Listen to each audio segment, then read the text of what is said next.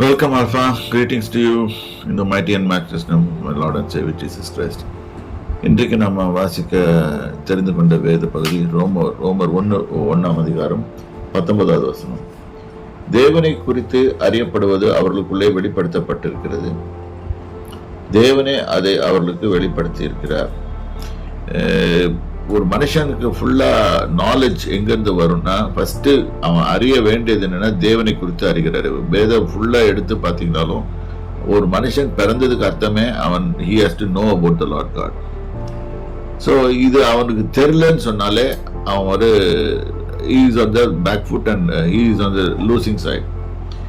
So எப்படி தேவன் வெளிப்படுத்தியிருக்கிறாரு? வானங்களை பார்க்கும்போது, நட்சத்திரங்களை பார்க்கும்போது இது எப்படி உண்டாச்சுன்னு நம்மளுக்கு தெரியணும்.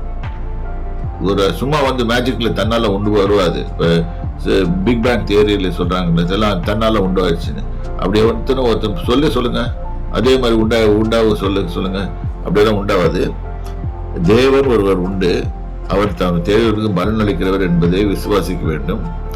அந்த விசுவாசத்திற்கு அவரை குறித்து தியானம் செய்யும் போது அவர் தன்னை வெளிப்படுத்துகிறார். தன்னை மட்டுமல்ல, தன் கிரியைகளின் மூலமாக நமக்கு தம்மை வெளிப்படுத்துகிறார். கிரியைகள் மட்டுமல்ல, அவர் செய்கைகள் மூலமாகவும் தம்மை குறித்து நமக்கு வெளிப்படுத்துகிறார். இந்த எண்ணங்கள் நம்மளுக்கு எப்பவுமே மனசுல வச்சுக்க வேண்டும். எப்பவுமே ஃபர்ஸ்ட் ப்ரையாரிட்டி நம்ம ஒரு மனுஷனுக்கு வேண்டியது அவன் தேவனை குறித்து. இதுதான் நாலேஜ். அவர் நீங்க படிக்கிறது இதெல்லாம் தான் செகண்டரி. ஆனா ஃபர்ஸ்ட் ப்ரையாரிட்டி அவருக்கு தேவர் கேட்கறது என்னன்னு கேட்டா, என்னை குறித்து நீ அறிந்தாயா, எப்படி நீ அறிந்து கொண்ட, இந்த நாலேஜ் கண்டிப்பா வேணும்.